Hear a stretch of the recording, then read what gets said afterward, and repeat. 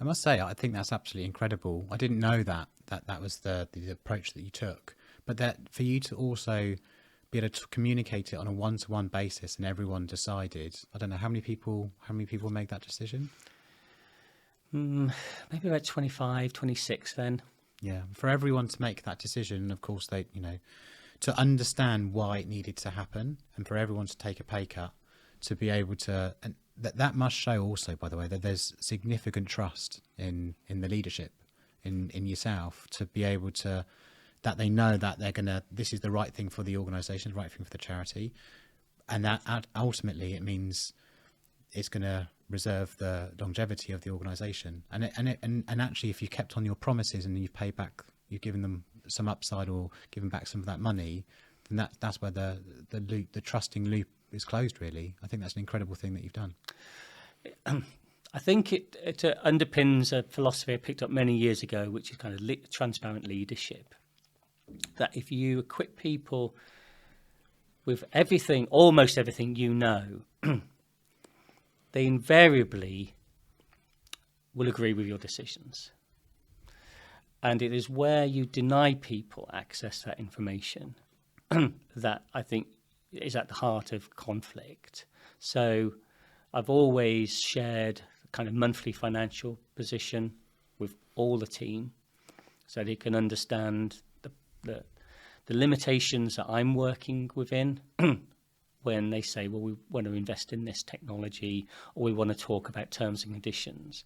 They know before that even becomes a suggestion, well, this is kind of the constraints the organisation has to manage. So I think it was helpful that I'd always had that approach with the team, always knew the challenges we were facing, money in the bank, what the forecast was looking like. So then the decision almost became, well, if I was in your position, Matt, I'd probably do the same thing. And I carry that through, and will always carry that through. That transparent leadership averts so many issues that other, perhaps more secretive leaders encounter frequently.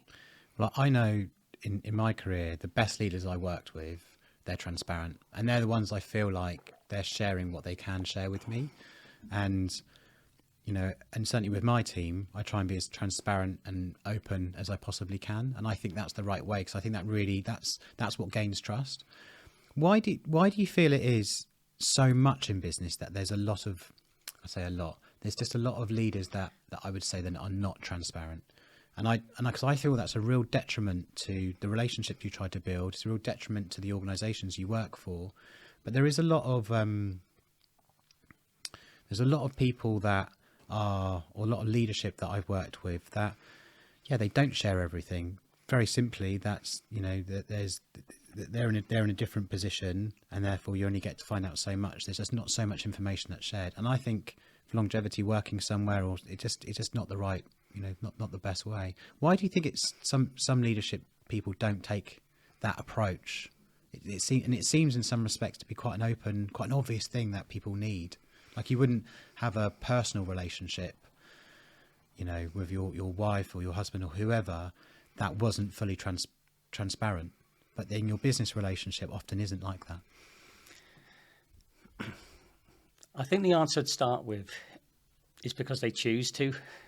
And this theme of choice will come through probably later in our discussion. So if a person is transparent, they're choosing to be. And if a person is secretive, they're choosing to be. Now, why they are secretive could be a number of things. If we were giving somebody the benefit of that, they may have shared stuff before and been betrayed and had their trust betrayed, and it's got a natural recoil from being in that position.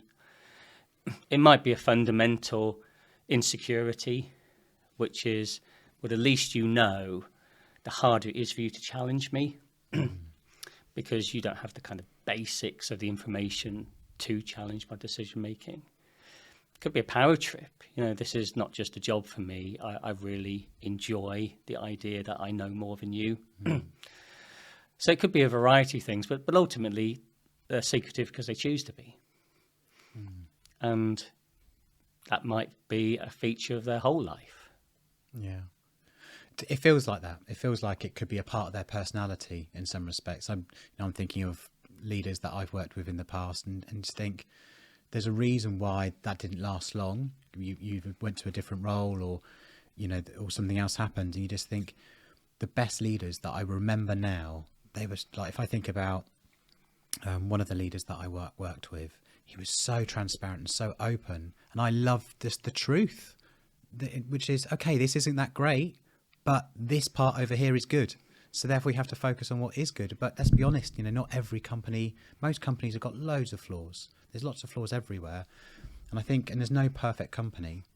So it's about just being realistic and honest about those flaws or failures, and to say, okay, great, but there's these other things that are really great, and which let's focus on that.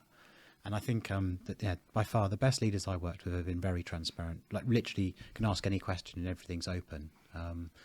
So it's great to hear, because we've never really spoken about this before. So it's great to hear that. Let's come back to today and where we are with your new role. So we talked about you taking this new role. What's the organisation's mission? What are you trying to achieve? Sure. So I'll give a viewer warning. So we're going to talk about a story which is sad and has a reference to suicide. Okay. But it is at the heart of the creation of diversity role models. So some years ago, as a young lad called Dominic, he went on a school trip, a residential, and after the teachers had gone, he and others played Spin the Bottle, which is one of those games where if it lands on you, there's a dare, and he was dared to kiss a boy, which he did. And the game continued. Somebody filmed that, and within no time it was circulated, through mobile phones, social media, across the whole school piece. And he was subject to severe bullying as a result, and killed himself as a consequence.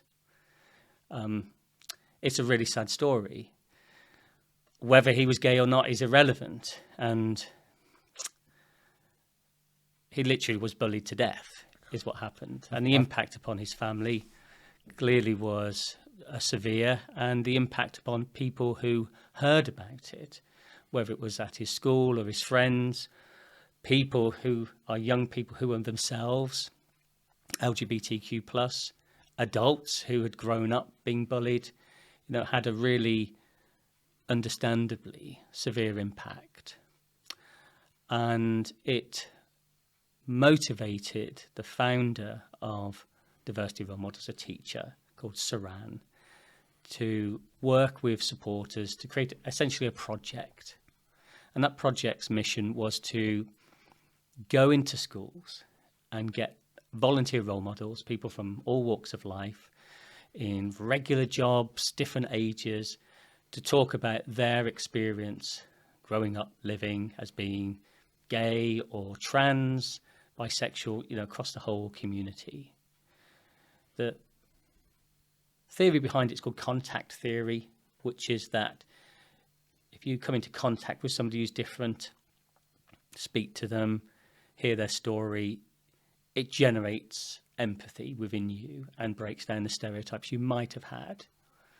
And this was maybe 12 years ago. So although perhaps to me that doesn't seem a long time in the development of society, probably 12 years ago, most young people in a school would never have met an out LGBTQ person. So all they'd have are stereotypes in their head, or things, people, characters in the media. And the charities work from there. So the whole premise is that we are invited into schools. We run a workshop, at the heart of which will be 2 volunteer role models who will tell their story, allowing the pupils and students then to ask questions. The questions are actually, it's a really fun way in which it's done. So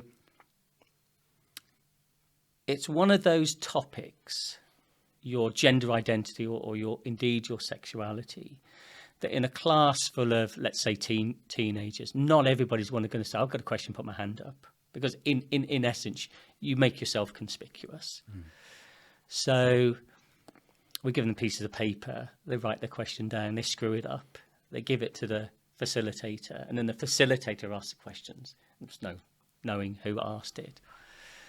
And you get a lot of the questions which you might expect. So how were your parents when you came out? Through to others which are, far more touching, really. There'll be a note which says, I think I'm gay, but I don't know what to do. So I've seen with my own eyes the impact it has. For those who are straight, it helps them understand how they could challenge bullying behaviour. The problem with that boy I mentioned, Dominic, was nobody knew. The parents didn't know, teachers didn't know, and I'm sure children did know. But it's encouraging that response now to say, well, if you know this is going on, feel confident about either challenging it yourself, of course, or going to a teacher or somebody. It doesn't have to be a teacher. It can be a person, a supervisor in the playground. It could be the person serving you food at lunchtime. We call it being an upstander rather than a bystander. So for the majority of the class who are straight, it is very much about this is the impact of this behaviour. Probably most of you don't agree with this, and this is how you can be an upstander. And then for what will typically be the much smaller number of young people in the class who may be in themselves openly LGBTQ or going through that process of thinking they are, discovering themselves, is to see somebody say, you're not alone. And I went through stuff, but look at me now. And give them a little bit of hope and confidence about the future. It's a very impactful way of building empathy and kindness. Having said that, we reach less than 1% of schools each year. It is still very difficult for a young person to come out at school. And our recent impact study showed that the single biggest driver of bullying at school is gender identity or being perceived as being gay or being gay. So I see a greater awareness of the issue, but it's still very tough in that environment to come out. So you say about awareness. So if you think about when you grew up and I grew up, I can't think about, when I think about school and if there was anyone within that community, there was one person I can remember, but he certainly didn't come out, and I would have never confirmed it if it did or not. But if they did when I was going to school, absolutely they would have been bullied. There's no question. And I can only imagine that is possibly the hardest time, because you're trying to discover yourself, trying to understand who you are. And then at the same time, if you talk to somebody, even if it's someone that's trusted, you know that you might have an adverse reaction. So from all those years ago, I'm thinking 30 years ago I was at school, to now, and you mentioned the word awareness, what's happened in that period? So if Dominic was 12 years ago, by the way, that was a harrowing story. I mean, I had shivers when you shared it with me. That's just unbelievably sad. So that I can understand the real mission behind that, because that cannot happen. That just cannot happen. And, I love the fact that you're taking that head on to ensure it doesn't. I'm thinking about little Logan, and whatever little Logan, when he's a bit older, chooses to be, I just want him to be healthy and happy and kind, empathy, considerate. That's all I want for him. And he can make whatever choices he wants to make. So that, the future you're trying to build for my children is one I absolutely want. So that's that awareness. Where are we in this awareness journey? Like I mentioned, 30 years ago, there wasn't any, definitely not, to Dominic and to today's position. Well, I'll come into that awareness journey, but I'll go back to what you're talking about with your son, because okay. I had a conversation with another CEO that we might do business with, and we talk about our mission. And he was saying, we're really concerned about our child's upbringing and teaching them, what to do in case they're bullied. And I said, maybe think about putting effort into teaching them not to bully. Because if the attitudes and behaviours are stressing, don't bully, then there won't be any bullying. We won't need to tell people what to do if you are bullied, because it will be such an unusual occurrence. At the moment, it's not an unusual occurrence. So I think every parent or carer can, from a very early age, help their child have the behaviours that are non-bullying. Yeah. I would say it's a sort of key thing.